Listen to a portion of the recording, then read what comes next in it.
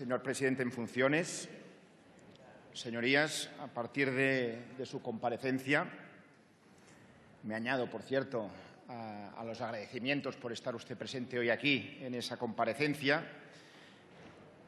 Me parece necesario no solo entrar en el detalle del contenido de los consejos europeos y de las aportaciones de su Gobierno, sino también creo que es una oportunidad para analizar su política europea. Respecto a las conclusiones de la reunión del Consejo Europeo de los días 17 y 18 de marzo, y en particular sobre el acuerdo declaración alcanzado entre la Unión Europea y Turquía relativo a la dramática cuestión de los refugiados desplazados en Grecia, lo primero que quiero expresar en nombre de mi grupo parlamentario es que este acuerdo nos genera algo más que dudas.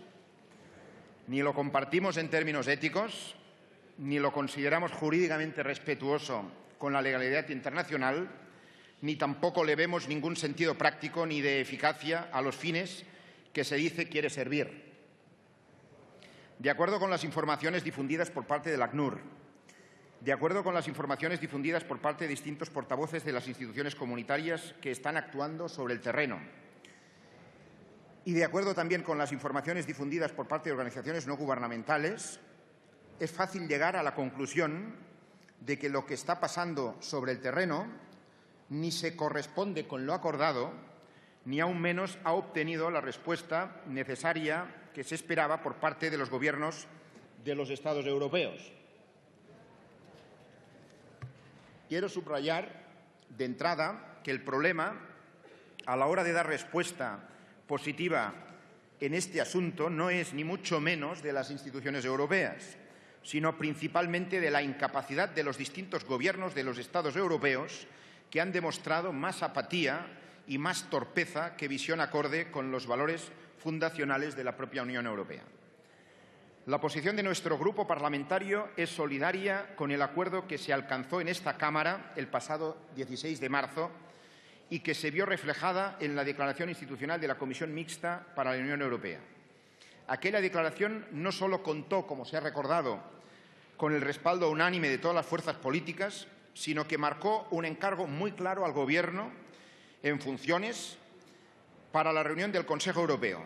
Y parece que por el resultado de aquella reunión, el Gobierno en funciones, es decir, usted, decidió dejar de estarlo y tomó la iniciativa de reinterpretar el mandato según su propio criterio. Señor Rajoy y señores ministros, son un Gobierno en funciones. Y esto no es una postilla que sirve para escurrir el bulto, para dar explicaciones en este Congreso. El carácter en funciones les obliga con esta Cámara, si cabe, más que nunca. Es al revés de como ustedes lo presentan.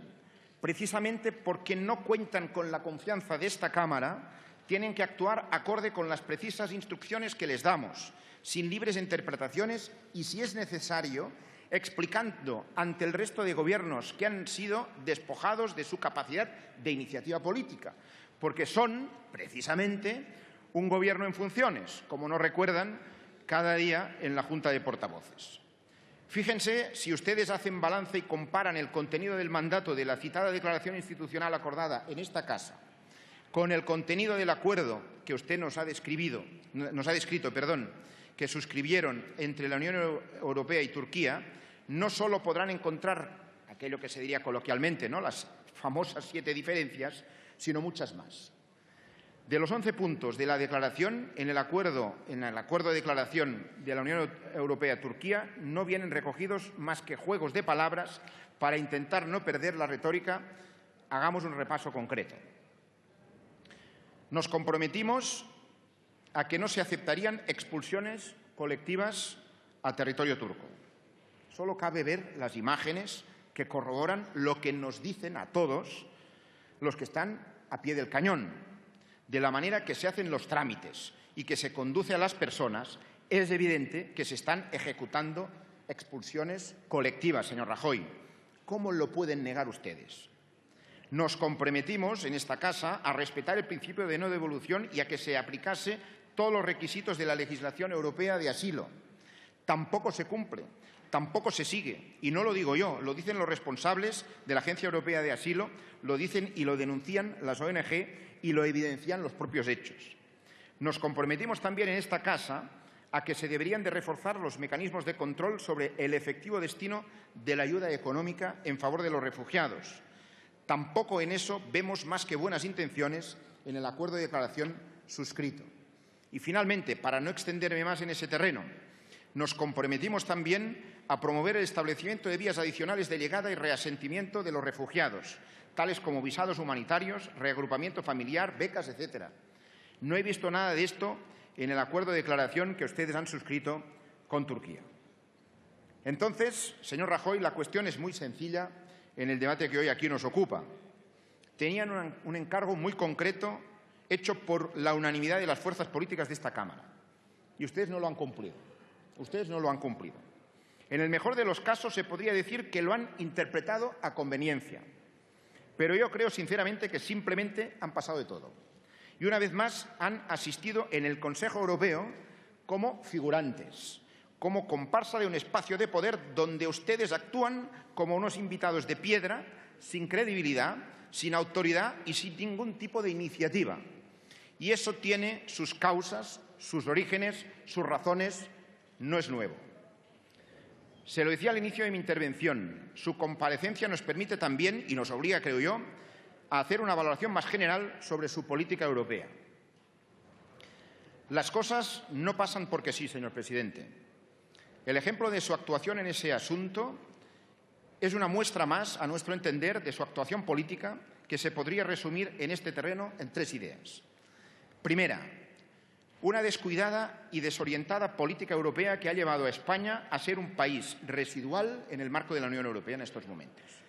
Segunda, una preocupante e hiriente insensibilidad ante los desastres humanitarios. Al menos así, sin lugar a dudas, es percibido por la sociedad española. Y tercero, una inexistente visión sobre Europa como proyecto colectivo, como la gran patria de referencia de todos los europeos. Estos 3 ejes resumen las características, a mi modo de ver, de su Gobierno y de su mandato en relación a Europa y, en buena medida, en relación a la política exterior que usted ha promovido. Es cierto que con Aznar la posición española empezó a cambiar en relación a la implicación de España en la construcción europea. Creo sinceramente que Zapatero no lo mejoró, pero es que usted está dejando la posición de España ante la Unión Europea bajo mínimos. En un interesante artículo publicado en marzo de 2013 por la Fundación Elcano, ni más ni menos, donde se reivindicaba una nueva política europea para España, se decía, cito literalmente, hay que atreverse a mucho más, sobre todo ante la perspectiva de las negociaciones claves para conformar la Europa de después de la crisis. Se mida como se mida, tal y como se ha visto con la implementación truncada de la unión bancaria o con la cuestión no del todo anecdótica de la exclusión de españoles en los puestos de responsabilidad, dice este informe de la Fundación Elcano, España no está hoy, año 2013, hace 3 años, España no está hoy bien situada para moldear la futura Unión Económica y Monetaria o la Unión Política y no parece capaz, decía este informe de la Fundación Elcano, de liderar casi ningún desarrollo de la política exterior europea. Insisto, esto no son palabras mías, sino que constan, en un informe publicado por la Fundación Elcano que usted debe de conocer. Señor Rajoy, a nuestro modo de ver, usted ha batido todos los récords en ese terreno. Recuerdo aún aquello que dijo una vez, en campaña electoral, lógicamente, un día en Cataluña, en plan lección, así algo como repelente, parecía al menos, ¿no? Lo digo con toda la cordialidad, nos decía, para estar en Europa hay que ser grande, los pequeños no cuentan para nada. Menudas palabras, vistas, digamos, con el contraste de los hechos que tenemos encima de la mesa, ¿no?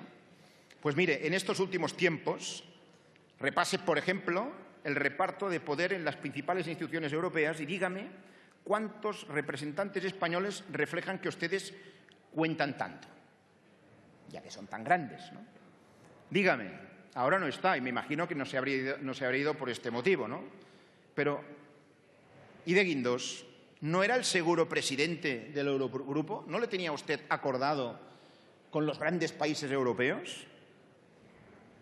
¿Qué hace aún en ese banquillo azul de vez en cuando al menos?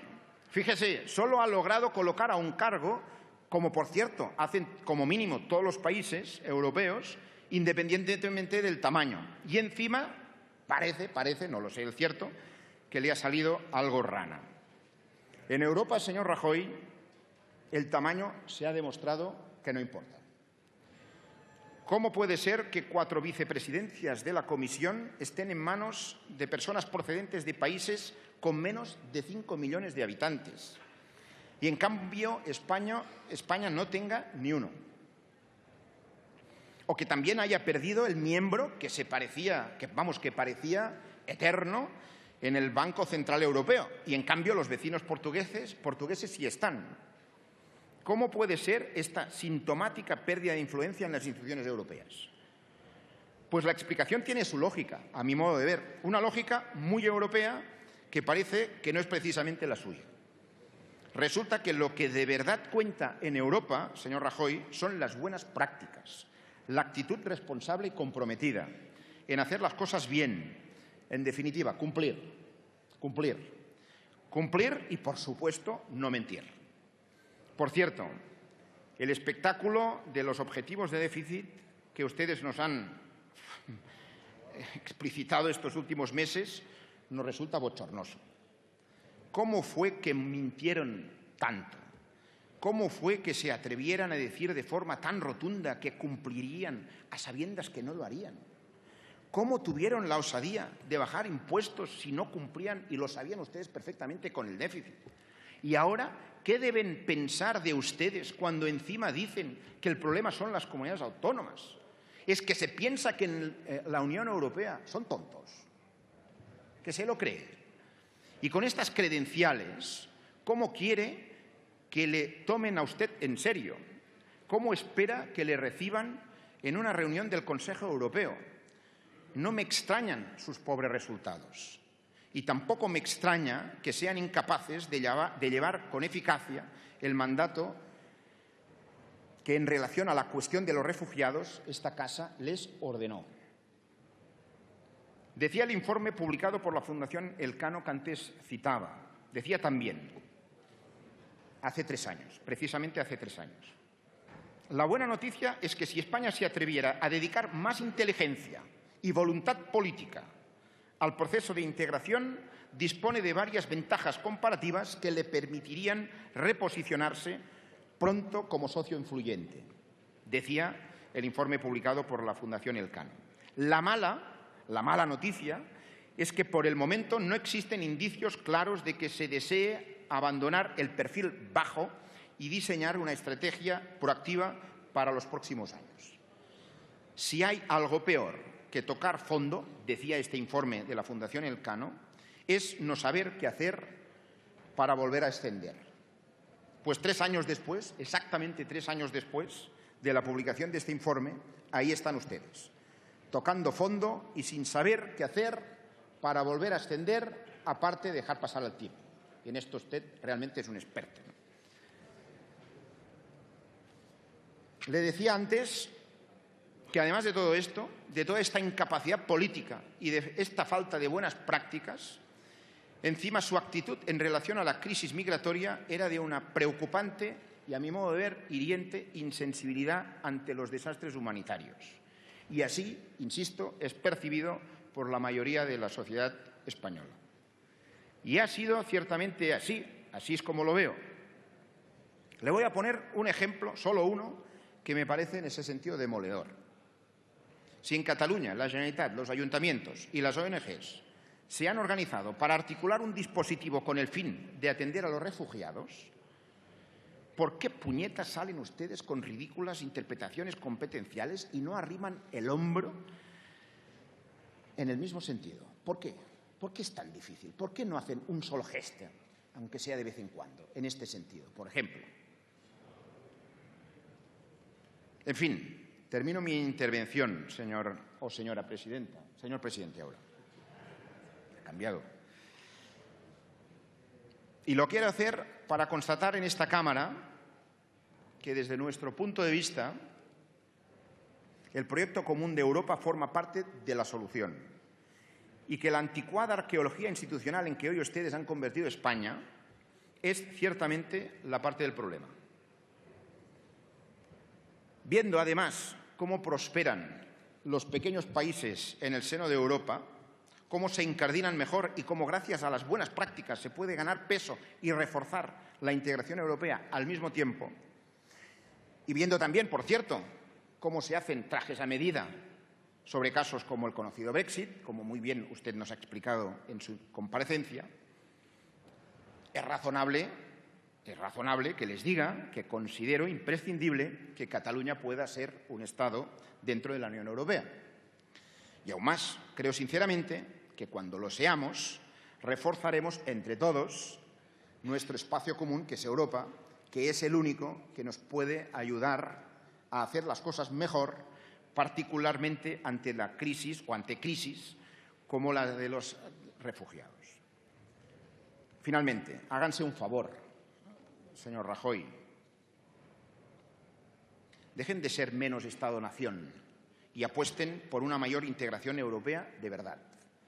En esta senda estoy seguro que mejoraría la vida de millones de personas, de millones de ciudadanos. Muchas gracias por su atención. Gracias, señor.